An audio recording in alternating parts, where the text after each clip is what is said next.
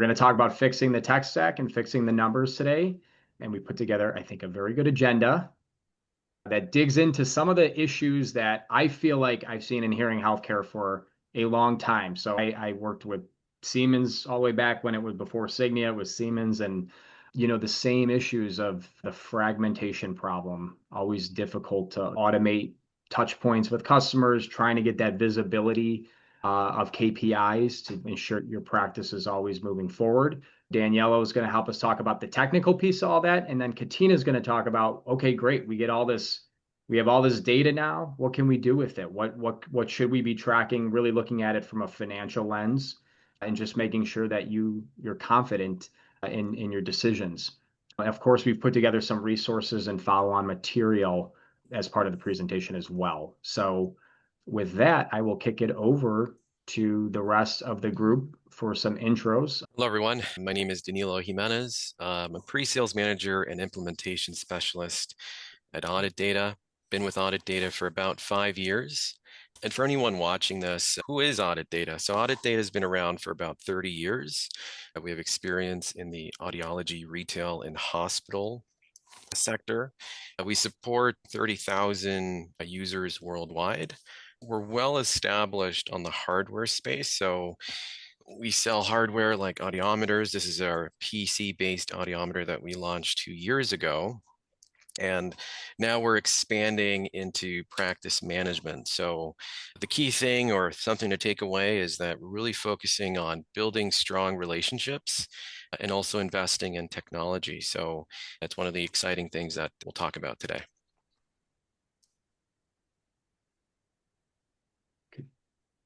So Katina Peters at Willow Virtual CFO. So we work with companies as fractional CFOs, fractional controllers, and assist with the accounting and tax needs as well.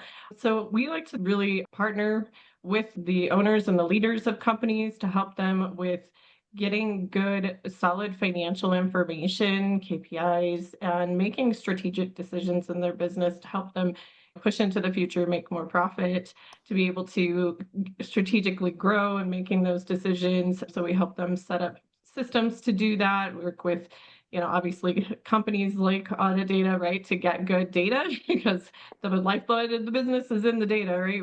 Well, thank you both. Just kind of getting into how all this fits together.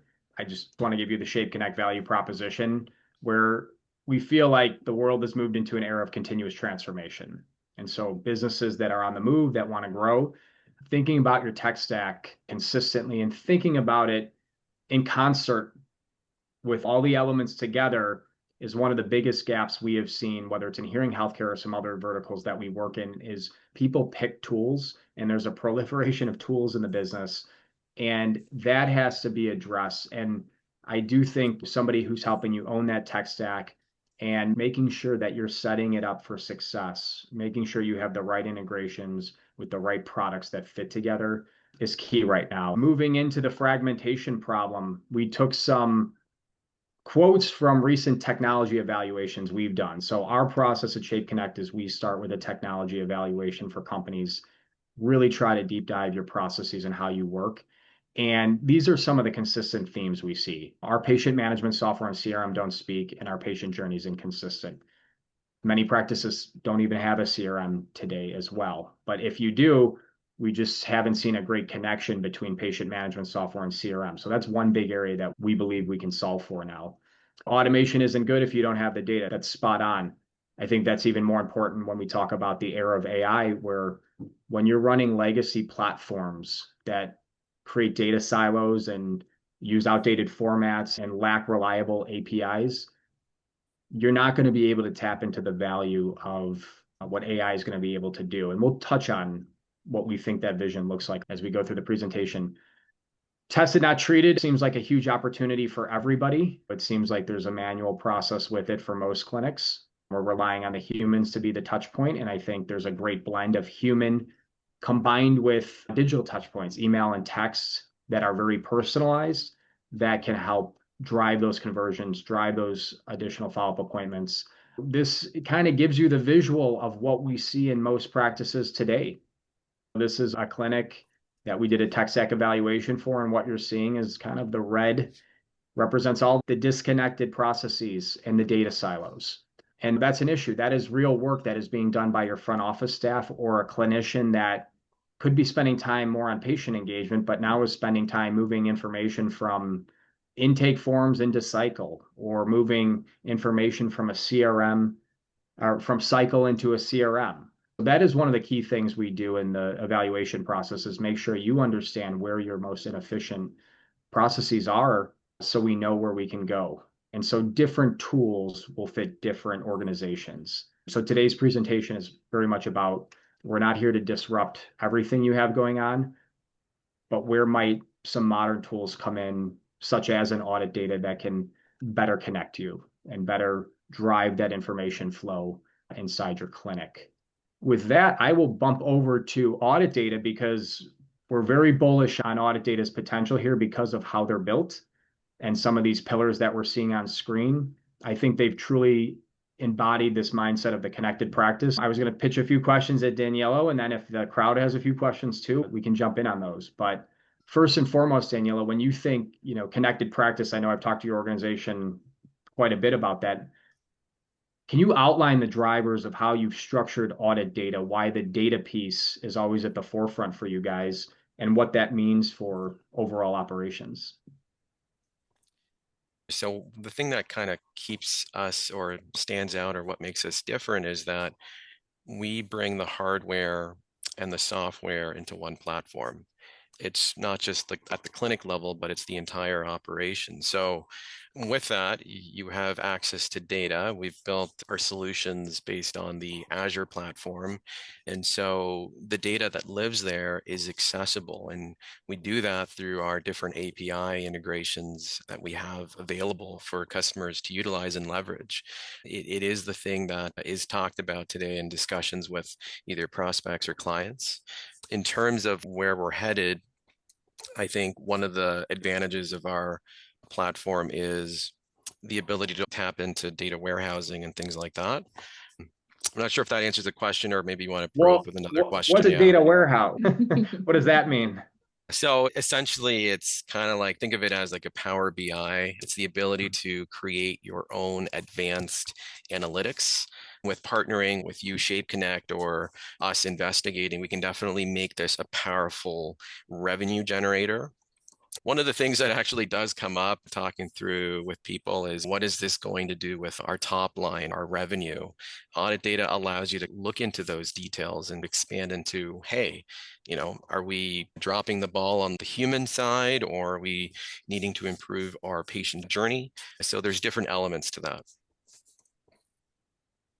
And the data lake too should open up quite a bit of AI opportunity as well. I was at a recent software conference where they were talking about software becoming not just a system of record as we think of it today, where you're punching in information and then you can get a little bit of reporting out of it here and there, but really it transforming, the right companies are transforming their products, whether it's practice management or ERP for larger scale companies, they're transforming it into a system of intelligence and making it very open.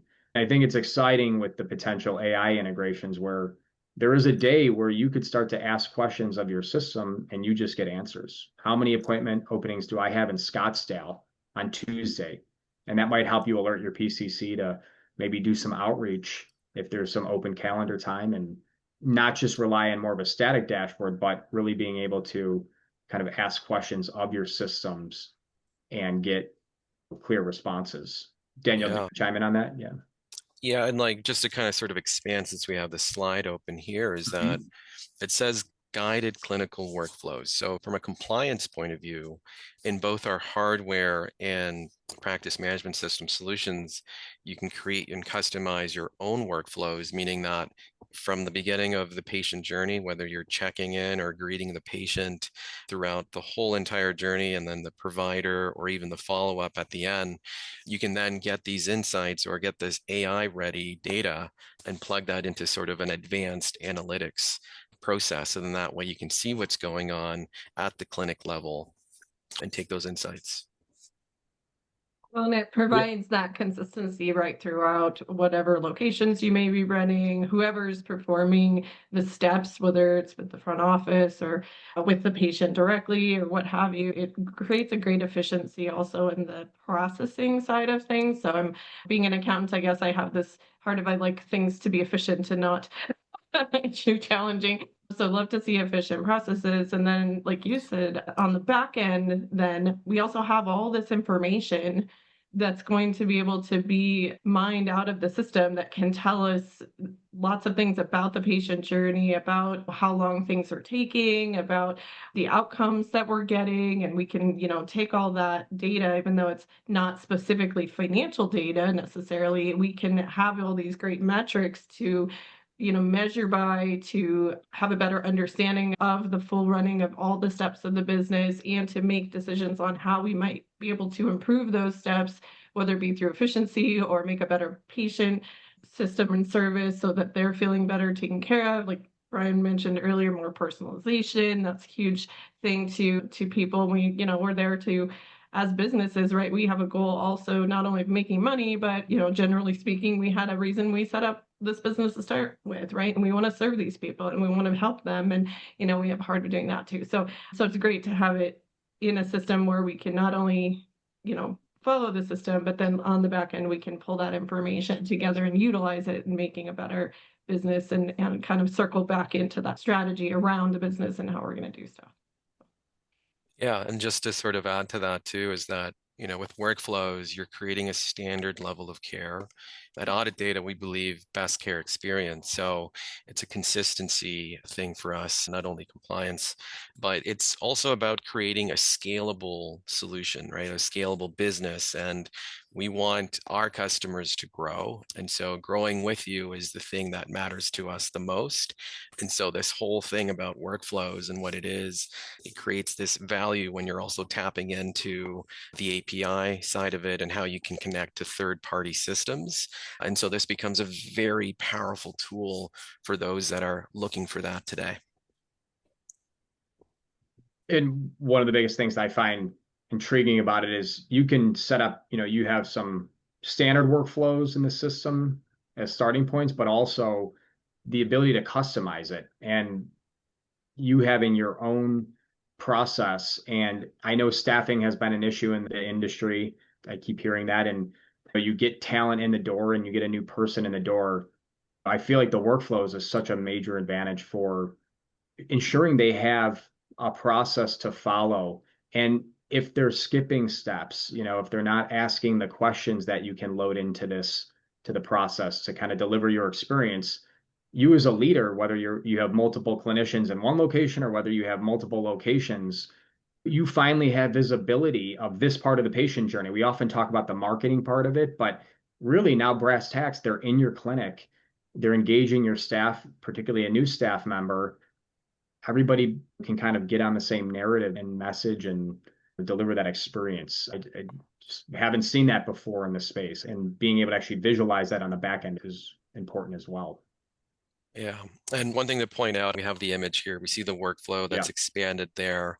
It's not just limited to like one user, it's a team-based workflow. So whether you're the PCC or the office manager or the provider, everyone works to kind of complete the workflow. You can create mandatory steps so that if they're skipped, they do have to then provide a reason why they skipped that step.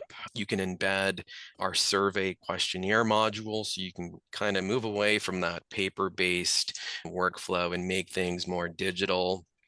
The different steps. So you'll see this icon, the NOAA icon that says bridge.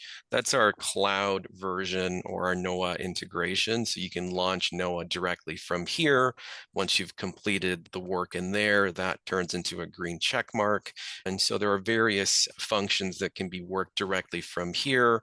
If you're creating an invoice or doing billing, if you click on the invoice or create an invoice workflow step, that automatically will launch the sales screen. So it's all sort of embedded and then ultimately tied to the appointment. So everything is nicely put together so that when you look at a report later, you can see what's going on in terms of the workflow.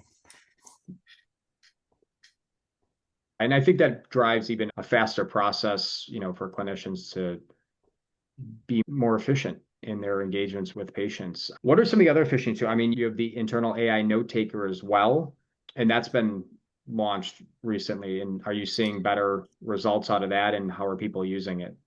Yeah, so we have an AI notes assistant. So we do have a webinar on that. So if you do visit our audit data webpage, there's a webinar there. But essentially, it's an AI notes assistant that is hearing everything that you're saying. So whether you're dictating or you're there with a patient, the cool thing about it, the AI part of it, is that it's sort of understanding the language. So I can't talk to it like my daughter talks to me, like if she's calling me, hey, bro, things like that. It's not going to pick up those things, but it will highlight all the things that matter. And then we understand that there are SOAP notes or SOAP note templates, things like that. We have a way of prompting the data to summarize the things that are useful to you. So if you have a specific standard of care or how you take on sessions, then we can prompt the AI to capture the things that matter to you and save them as chart notes or journal notes in the patient's profile. Fine. Savings for summarizing information too, that you're not having to write manual notes or type manual notes, and you can review those at the end of a contact or an appointment and make sure obviously we still need to review things that AI is doing, right? Make sure it gets things right, but really save a huge time savings there that we can just look and know we've got the gist of what was important about that interaction, but it's all documented so we can go back and look at it later and utilize it. Yeah, exactly. And then there's other things that we're working on. I think some of the feedback that we got from speaking with different people in the US, North America, Canada included, is that people don't want to expand or subscribe to different systems. So we have our own online booking solution that we've created in-house. We're working on other AI tools to make searching for things easier in a PMS system. There's a lot of exciting stuff too, where we're going to be creating dynamic forms, things like this that will help the form creation or template and reporting aspect of our system. So audit data understands that we want to make life easier, and it's one of the things that kind of makes us a little bit different. And like I said in the beginning, we're really focusing on relationships. So we are the new sort of kids on the block when it comes to expanding a practice management system, especially in the US. And one of the cool things that we're doing is we're doing monthly releases. You can check those out also in our help center. But the idea here is that we are listening to people and we're getting the feedback, or the things that are pain points today are the things that we want to change or revolutionize in our system. Yeah, I think we're only scratching the surface on, the potential here. Our relationship with audit data began when a clinic was starting to use a CRM tool, and just the recognition of you're trying to execute that tested, not treated journey. We consistently had to help them download information out of the practice management software, the relevant information, manually upload that information into the CRM, manually put a tag on those contacts to say, okay, they should go into a tested, not treated automation. And that, even that alone, was a big step forward to get that CRM in place and start that process. But there was always a delay or a breakdown where the clinicians were busy or the front office staff, and the ball kept getting dropped in moving that information. And increasingly, it's just such a missed opportunity because sales and bringing people back through. I mean, time. I was told in a younger career that time kills deals. So if we aren't getting those folks into that, and it should be an educational type journey, a personalized journey, you know about the clinic, about hearing loss, all those good things that build trust and confidence. It's an unfortunate opportunity, and then you never know if they land in the hands of a competitor. So that part of audit data is very exciting. And we have a partner on here, Nikki Robinson, who's helped companies map out their journeys inside the CRM. Because once you make the connection, again, this is where the human element comes in. And sure, tested, not treated is an obvious one. But even that journey when somebody buys a product, we have a clinic that it's done by specific products they buy with specific manufacturers. They have journeys where they tag a customer that bought a Resound product, and they start getting information about caring for that hearing aid, what the follow-up schedule is going to look like. They can book follow-up meetings in that automation as they receive those communication via text and email. In that automation, there's notifications that go out of front office staff 3 or 6 months out to call and check in on patients. So there is that value of once we synchronize the system, making sure there are partners there to kind of set it up if you don't necessarily have that expertise internally to do so. Are there any other connections, Daniela, that you're seeing that companies are making to beyond CRM into other product types?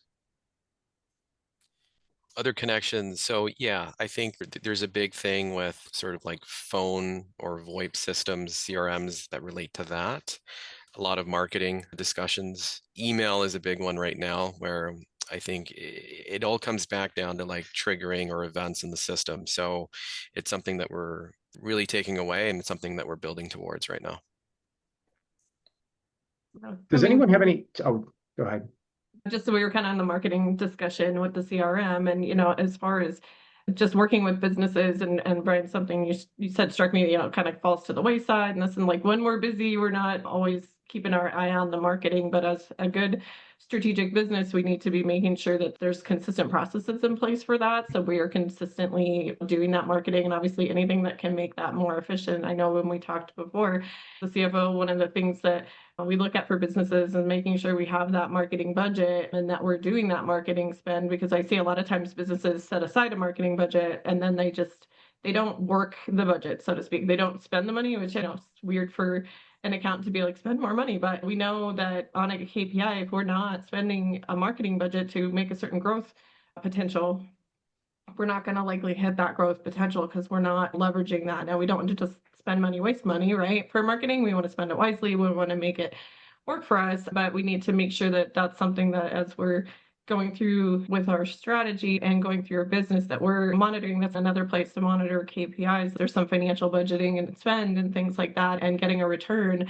But they're also tracking all those things on our CRM, right? How many leads are we getting? How many people are buying based on these follow-ups? Are we getting good conversion rates on our funnel? What step is maybe something breaking down and not working so that we can remedy that on the marketing side? So there's those types of KPIs as well that just an overarching business we want to keep on our scorecard, and we want to regularly be looking at those, because if we don't have a systematic approach and a foundation to continue those good practices, then we're not going to stay on top of it. It's going to become a problem, right? When, now we don't have as many sales, we don't have as much going on. Now we're going to turn our focus, but it takes a while to get that churning, right? And then you're kind of like at a lull for a while until you can kind of get that churning instead of kind of keeping that baseline going. So.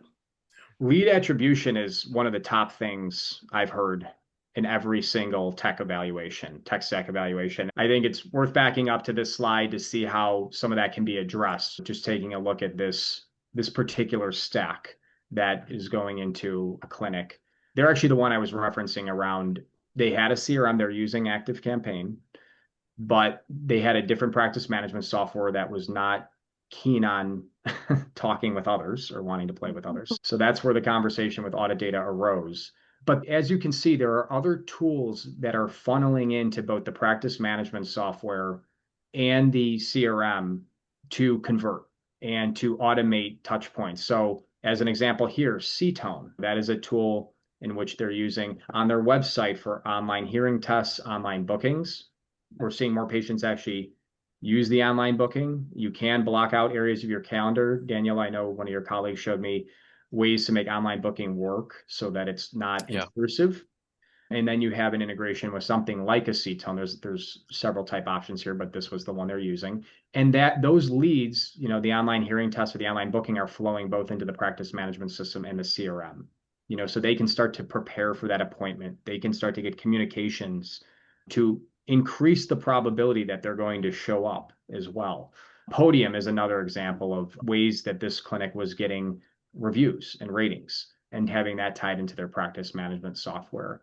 And then your whole online web tech stack. All of these things are kind of a funnel, right? So your Google Analytics, your WordPress website, if that's what you're using, CTone, just making the connections between all those pieces. Your website and your CRM is a huge connection as well. And so all of that can then give you that, going back to this mentality, the system intelligence, you plug in the BI tool, could be a Tableau, could be a Power BI, lots of options. Now you can really start to stand up not just an out-of-the-box dashboard, but we're plugged into all of these systems and can really see where people are at within their journey. Again, just seeing how this comes together, and we could swap out multiple tools here to bring a similar effect to a practice. So if there's tools that you love, there's probably a way to get things connected. Are there any questions? I mean, anything that specifically around audit data as you're using other practice management software that you'd want to understand better? And there's a chat as well. If you don't necessarily want to speak, you can drop them in the chat.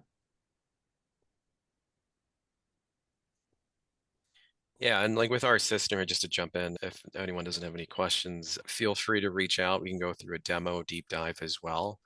One thing that does stand out for us too, or something that we've understood, is that we also offer full control over your environment settings. So we realize that perhaps other vendors don't give you that access.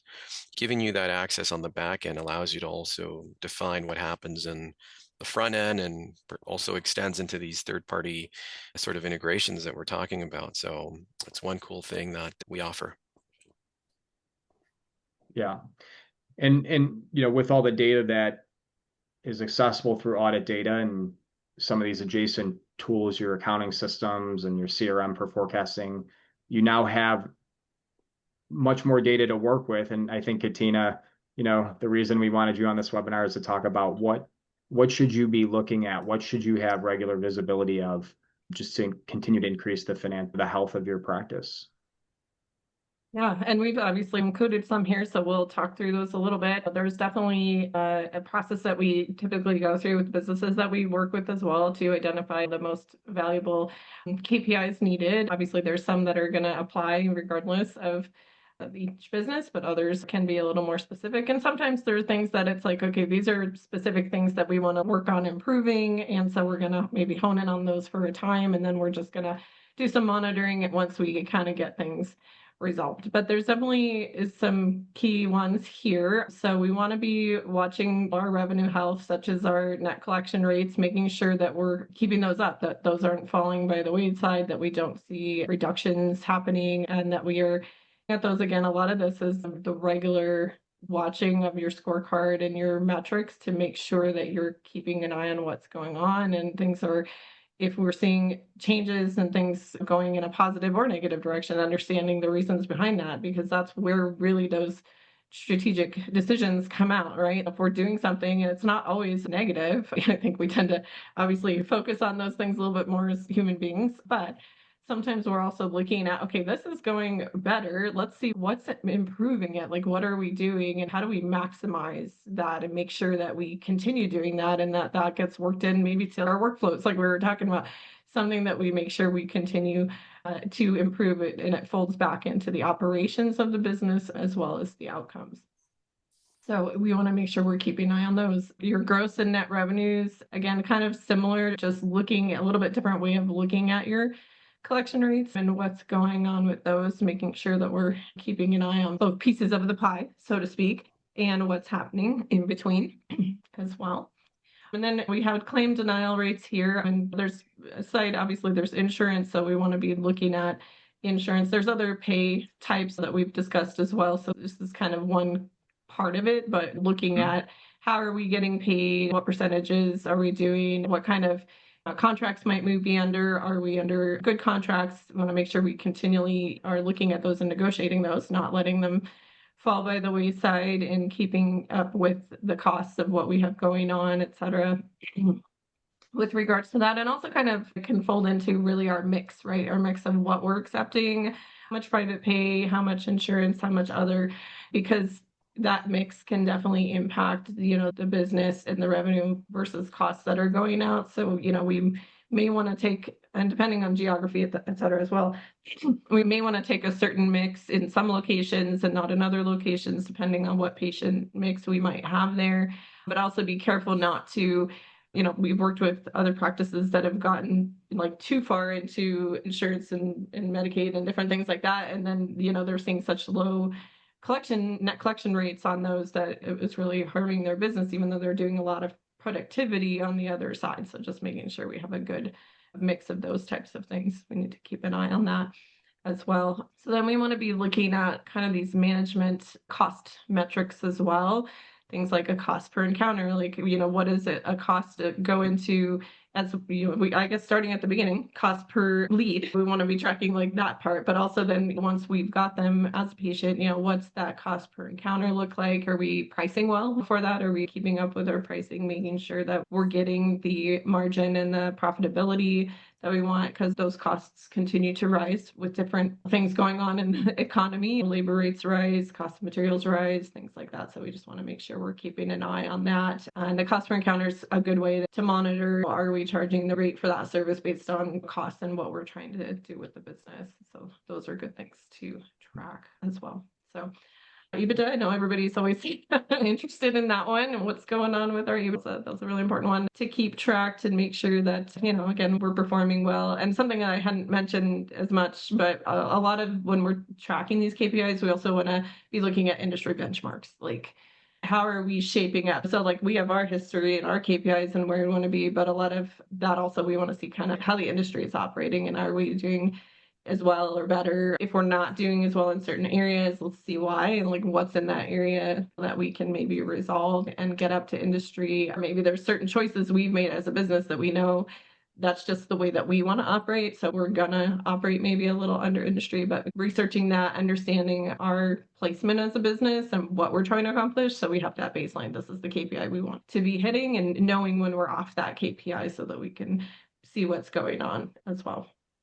We talked a little bit about costs. Cost centers are also important to looking at the different costs that we have as a business. Obviously, we want to watch those cost centers. And of course, we want to watch locations, make sure if we have multiple locations and we have some centralized operations happening, typically for like administration, billing, or what have you, that we're also doing appropriate allocations for that. And we're really looking at what each location is contributing and what each location is costing, even if we have centralized costs happening, and we have good methodologies for allocating those across as well, so that we're looking at it from that perspective. Also, cost centers can be different business lines, services that we're doing, products that we're selling, watching those as cost centers, because if we intermingle all our costs and revenues, we sometimes don't know if we have maybe a failing service line or a failing location or something like that. So I'm going to make sure that we keep those all that data is coming in a way that we can really segregate it and know how each section of the business is doing.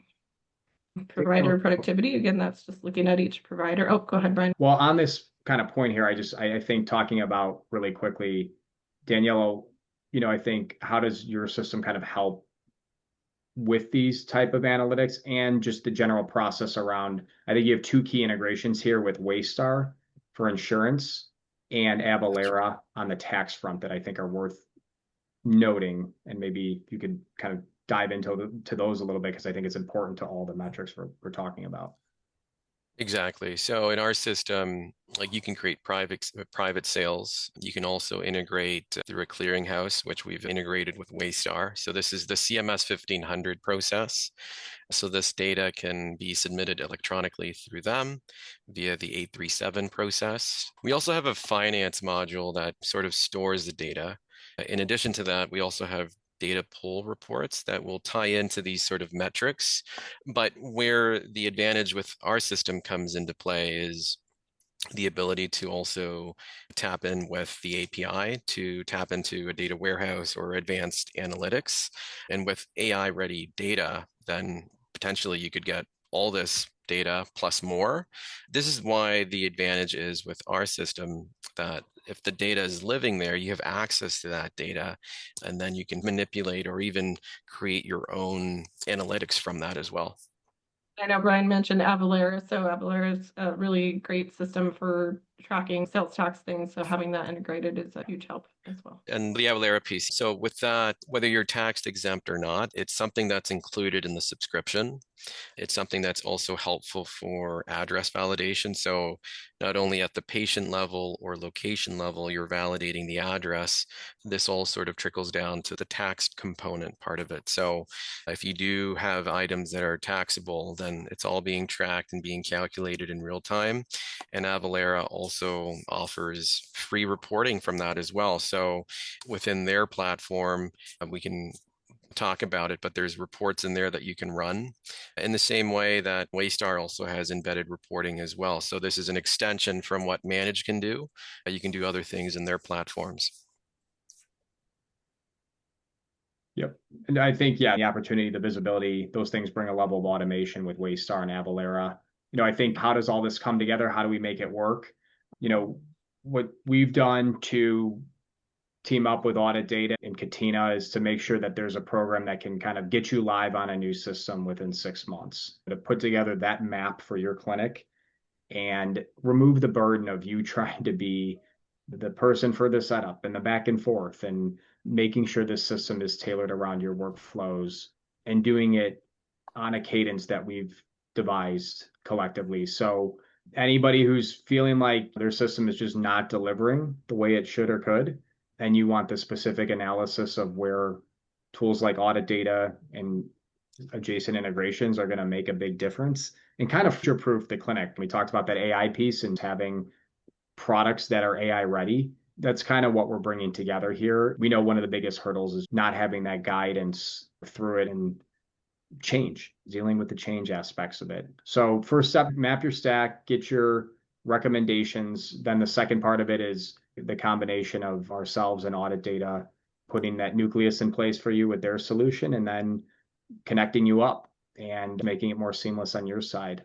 I would then encourage, once all that's in place, someone like Katina, even before that, can help you drive what are those dashboards? What are those things that we can configure that we should really keep an eye on? The accounting integration is going with the accounting side, that whatever is set up on the ERP or the managed side of things, that it's set up to integrate what is needed on the other side, because that definitely can become a challenge to do on the back end. So kind of having that financial architect side of things, definitely would recommend making sure that you have that in place. If you come in on the back end on a lot, you kind of have to back up a lot and get it in the right way. So yeah, so once again, we'll give you a step-by-step process for implementation, what comes first, second, third. If there are partners that can help you in that journey, we have them in our ecosystem to make this a feasible change for you. And with that, we will follow up with everybody. We're going to send you an email, recording of the presentation, a summary you can distribute to other leaders in your company. And we have an initial survey here. So we'll send you a little bit of a survey and dig into your pain points and continue these webinars as well to get you more information and dive deeper into some aspects of everything we discussed. So with that, I appreciate it, Katina and Daniela and everyone who attended, and we'll see you at the next event. great. All right. Thanks, Thank everybody. you. Thank you for having me. Yep. Bye.